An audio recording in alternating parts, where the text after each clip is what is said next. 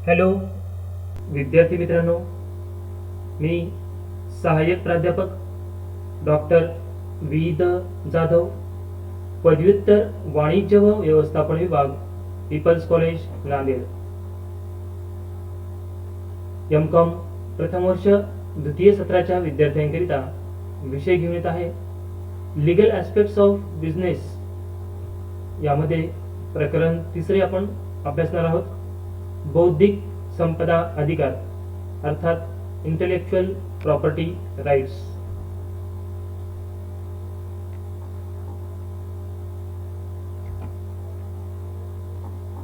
Intellectual property rights in India introduction. भारतातील बौद्धिक संपदा अधिकार ओळख या संदर्भात आपण या ठिकाणी आजच्या या तासामध्ये अभ्यासणार आहोत, पाहणार आहोत। गेल्या 2-3 दशकात जगभरात व्यापार, उद्योग, गुंतवणूक या क्षेत्रात फारच झपाट्याने बदल झाले आहेत। दृश्य वस्तूंचे उत्पादन, वितरण याबरोबरच सेवा क्षेत्राचा विकास गतीने झाला।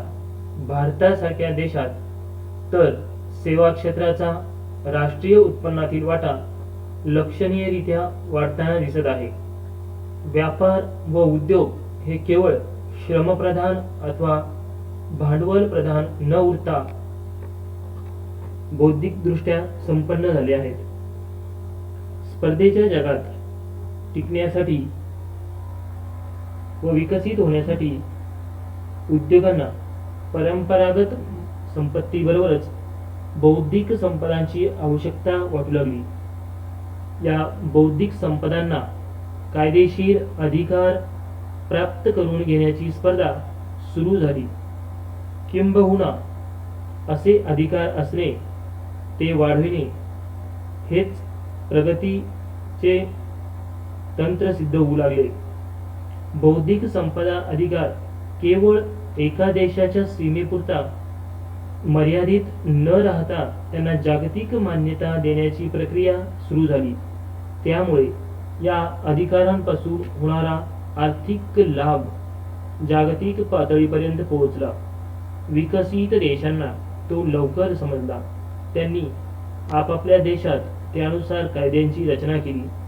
विकसनशील देशांना त्याचा लाभ समजण्यास काही वेळ लागला, परंतु जागतिक व्यापार संघटनेच्या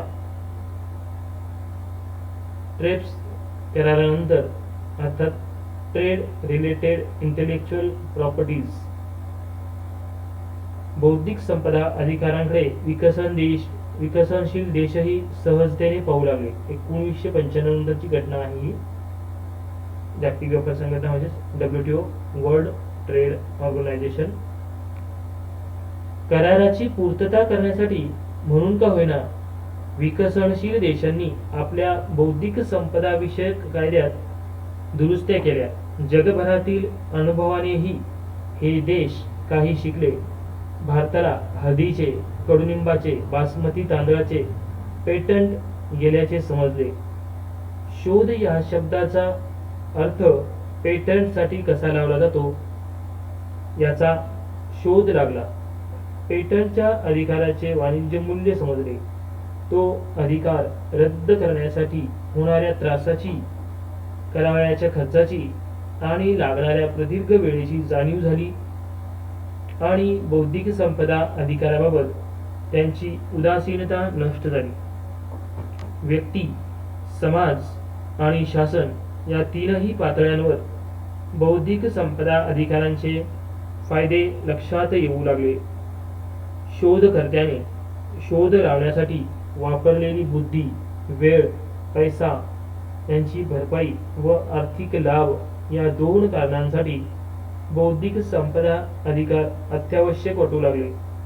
असे अधिकार दिल्याने शोध लावण्याच्या प्रक्रियेला प्रोत्साहन मिळून समाज सुखी व संपन्न होईल, अशी समाजाची धारणा होऊ लागली। उत्पादन, सेवा यात शोधाचा उपयोग करून देशाची आर्थिक प्रगती होऊ शकते, अशी खात्री देशादेशातील शासनांना वाटू लागली. स्पर्धेच्या युगात बौद्धिक संपदा अधिकार स्थिरतेची व प्रगतीची यंत्रेच आहेत असे कंपन्यांना वाटू लागले. गुंतवणूकदारांना गुंतवणुकीसाठी परंपरागत मालमत्तेबरोबरच बौद्धिक संपदा अधिकार हे नवीन दालन आकर्षित करू लागले.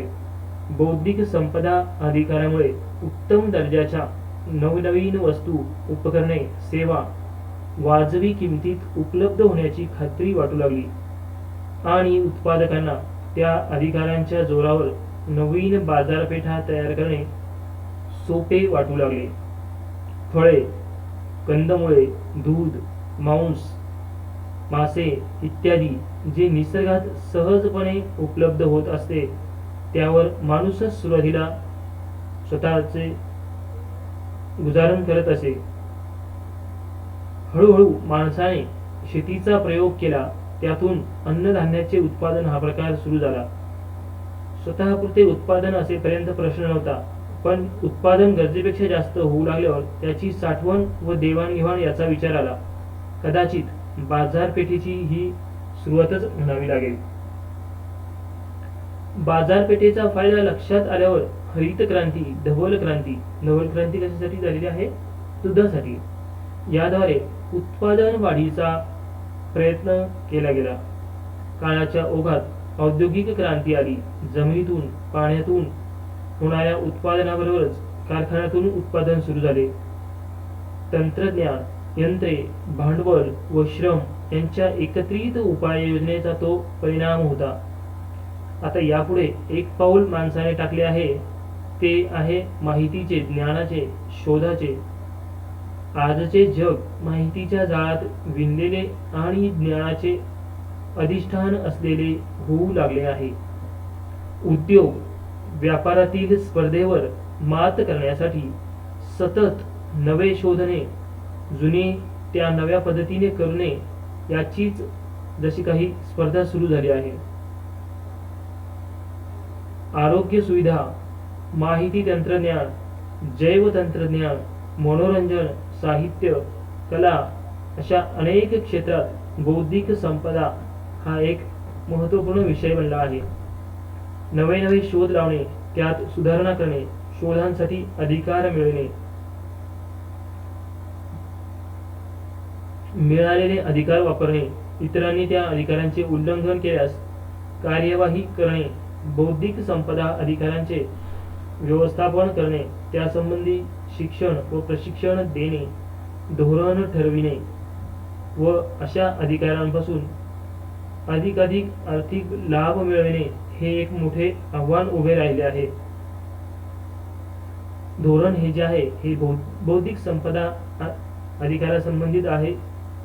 शोधकर्ते, त्या शोधात गुंतवणूक करणारे आणि त्या शोधांचा वापर करणारे यांनी त्यापासून कमाल परतावा मिळवण्याचा प्रयत्न करणे हे स्वाभाविक आहे. बौद्धिक संपदा अधिकाराने दीर्घकाळ मक्तेदारी मिळविणे व टिकविणे त्यांच्याही हिताचे आहे, परंतु त्याच वेळी अशा शोधांचा समाजासाठी पर्याप्त उपयोग होईल याची दक्षता घेणे हे शासनाचे दायित्वही विसरता कामा नये. थोडक्यात, शोधकर्ता, गुंतवणूकदार, उत्पादक व समाज यांच्या फायद्या तोट्याचे संतुलन साधणे हे शासनाचे दायित्व आहे. त्याचबरोबर जगभरात जर बौद्धिक संपदा अधिकाराने अर्थव्यवस्थांच्या प्रगतीची शक्यता वाढली असेल तर त्याही दृष्टीने विचार होणे आवश्यक आहे.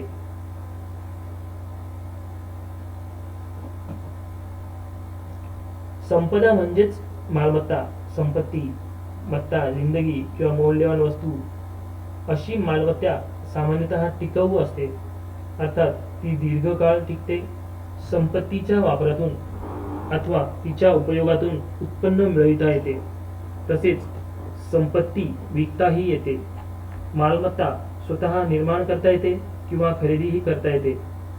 संपत्तीच्या मालकीनुसार ती खाजगी किंवा सार्वजनिक अशा प्रकारात वर्गीकृत केली जाते. एखाद्याने घर बांधले तर ते घर ही त्याची खाजगी मालमत्ता झाली. परंतु शासनाने बांधलेली धर्मशाळा ही सार्वजनिक मालमत्ता म्हणून उदयास येते. रस्ते, धरणे, वीज उत्पादनाची व वितरणाची साधने, पूल इत्यादी सार्वजनिक मालमत्तेची उदाहरणे आहेत. संपत्तीचे वर्गीकरण स्थावर आणि जंगम मिळकत असेही करता येते. जमिनीशी संबंधित किंवा जमिनीवर बांधलेल्या मिळकतींना स्थावर मिळकत म्हणतात. उदाहरणार्थ शेती, दुकान, घर इत्यादी स्थावर या गटात समाविष्ट करता येईल. या व्यतिरिक्त असणारी मालमत्ता ही जंगम म्हणून ओळखली जाते.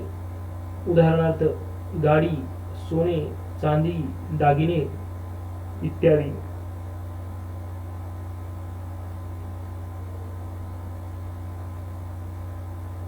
खरी मालमत्ता व खोटी मालमत्ता. खरी म्हणजे रिअल असेट, खोटी मालमत्ता म्हणजे फिक्टिशियस असेट्स. असे मालमत्तेचे एक वर्गीकरण प्रचलित आहे. या मालमत्तेपासून उत्पन्न मिळू शकते व जी बाजारात विकणे शक्य असते अशा मालमत्तेला खरी मालमत्ता असे म्हणतात. अन्यथा वस्तू प्रत्यक्षात मालकीची असली परंतु तिच्यापासून कोणतेही उत्पन्न मिळण्याची अथवा ती विकून पैसे मिळण्याची शक्यता नसली तर ती खोटी मालमत्ता म्हणून गणली जाते. उदाहरणार्थ एखादी गाडी किंवा यंत्रसामग्री प्रत्यक्षात वस्तू म्हणून मालकीची आहे परंतु तिचे उत्पादन बंद झाल्याने सुटे भाग मिळत नाहीत आणि म्हणून तिचा वापरच करता येत नाही. अशी बंद पडलेली व चालू न होऊ शकणारी गाडी, यंत्रसामग्री ही खोट्या मालमत्तेची उदाहरणे आहेत. मालमत्ता दृश्य म्हणजेच मूर्त म्हणजेच ज्याला आपण इंग्लिशमध्ये टँजिबल असेट असे म्हणतो अथवा अदृश्य अमूर्त अर्थात इनटँजिबल असेट स्वरूपाचीही असते. जी संपत्ती आपण पाहू शकतो, स्पर्श करू शकतो, दाखवू शकतो व जिचे अस्तित्व सहज जाणवते तिला दृश्य संपत्ती असे म्हणतात. उदाहरणार्थ बिल्डिंग, व्हेकल, दागिने, यंत्रसामग्री इत्यादी.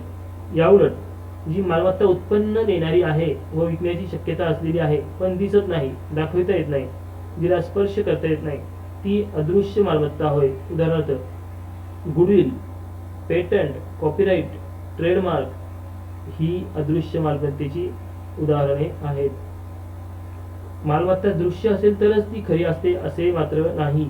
एखादी मालमत्ता अदृश्य असली तरीही ती खरी संपत्ती असू शकते. उदाहरणार्थ गुडविल. या गुडविलमुळे इतर उद्योजकांपेक्षा गुडविल असलेला उद्योजक अधिक ग्राहकांशी व्यवहार करतो, अधिक नफा कमवितो व गुडविल विकत घेण्यासही बाजारात अन्य उद्योजक तयार असतात.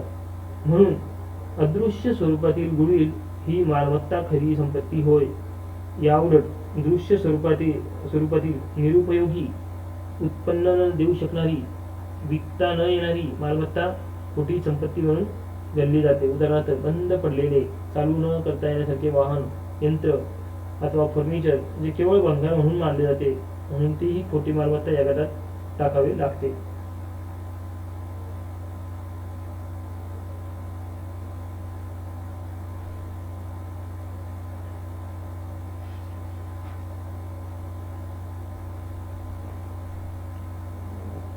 बौद्धिक संपदा निसर्गाने मनुष्याला दिलेले एक वरदान आहे. त्याला मन आहे, बुद्धी आहे, स्मरण आहे आणि क्रियाशीलताही आहे. मनाने तो स्वप्न पाहतो, अधिकाधिक सुखाची अपेक्षा करतो, नवनवे पराक्रम करण्याची इच्छा बाळगतो. ती स्वप्ने, त्या अपेक्षा, इच्छा प्रत्यक्षात आणण्यासाठी आपली बुद्धी वापरतो, स्मरण शक्तीचा उपयोग करतो आणि आपल्या क्रियाशीलतेने काही गोष्टी शोधतो. निसर्गात जे आहे त्याचा शोध घेतो आणि त्याचबरोबर नवीन साधने, वस्तू, उपकरणे इत्यादीचा शोध लावतो अथवा त्या निर्माण करण्याच्या नवनवीन प्रक्रिया व पद्धतीचा विकास करतो. शोध घेण्याची व शोध लावण्याची माणसाची ही क्षमता विशेष आहे. हीच त्याची बौद्धिक संपदा आहे असे म्हणता येईल.